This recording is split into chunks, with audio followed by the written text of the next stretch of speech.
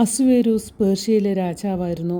അവിടെ ഭക്തരായ അനേകം യഹൂദർ ജീവിച്ചിരുന്നു. അക്കൂട്ടത്തിൽ ഒരുവനായിരുന്നു മർഡോഖായ്. അയാൾക്കുണ്ടായിരുന്ന ഏക സഹോദരൻ മരിച്ചുപോയി. ആ മനുഷ്യന് ഒരു മകളുണ്ടായിരുന്നു, എസ്തേർ. മർഡോഖായിയുടെ സംരക്ഷണയിലാണ് അവൾ വളർന്നത്. സ്വന്തം പുത്രിയെപ്പോലെ അയാൾ അവളെ ഓമനിച്ചു വളർത്തി. തനിക്കൊരു പുതിയ രാജ്ഞി വേണം എന്ന് അസുവേരൂസിന് മോഹമുണ്ടായി. രാജ്ഞിയായ വസ്തി തൻ്റെ ഒരു കൽപ്പന അനുസരിച്ചില്ല എന്നുള്ളതാണ് ഇതിന് കാരണം. സുന്ദരിയായ ഒരു രാജ്ഞിയെ കിട്ടാൻ വേണ്ടി രാജ്യത്തൊട്ടുക്ക് രാജാവ് അന്വേഷണം നടത്തി. ശ്രേഷ്ഠകളും സുന്ദരികളുമായ അനേകം സ്ത്രീകളുടെ കാര്യം പരിഗണനാർഹമായി. അവസാനം എസ്തേറിനെ തിരഞ്ഞെടുത്തു. മർഡോഖായിക്ക് വലിയ സന്തോഷമുണ്ടായി.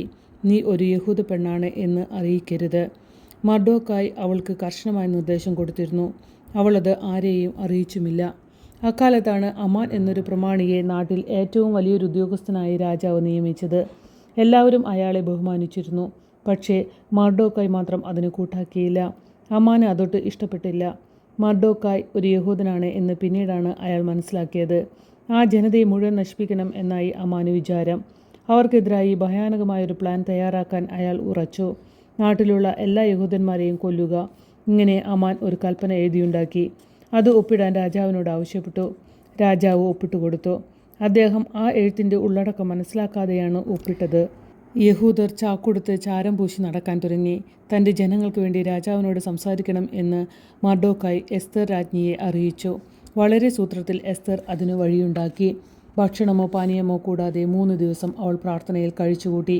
ധൈര്യത്തോടുകൂടി ഒരു ദിവസം രാജാവിൻ്റെ സന്നിധിയിൽ ചെന്ന് അദ്ദേഹത്തെയും അമാനെയും ഒരു ഡിന്നറിന് ക്ഷണിക്കണമെന്ന് എസ്തേർ തീരുമാനിച്ചു. അവിടെ വെച്ച് തൻ്റെ മനപ്രയാസത്തെപ്പറ്റി പറയണം എന്നായിരുന്നു ഉദ്ദേശം.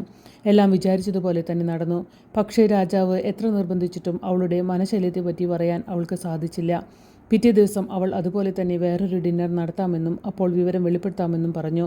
ആ ഡിന്നർ വേളയിൽ അവൾ വിവരം തുറന്നു പറഞ്ഞു. വിശ്വസ്തരായ പ്രജകളായിരുന്ന തൻ്റെ ജനതയ്ക്ക് വേണ്ടി അവൾ കേണപേക്ഷിച്ചു.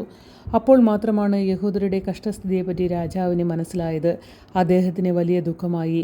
അതിക്രൂരമായി ഈ കൽപ്പന എഴുതിയത് ആരാണ് എന്ന് അദ്ദേഹം ചോദിച്ചു. എസ്തേർ അമാനെ ചൂണ്ടിക്കാട്ടി.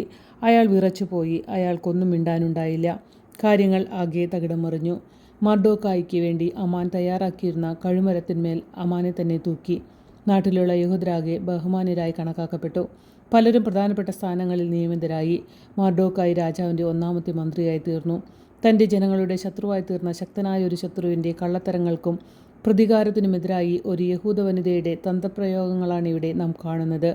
എസ്തറുടെ പുസ്തകം ഒരു ചരിത്ര കഥയാണ്.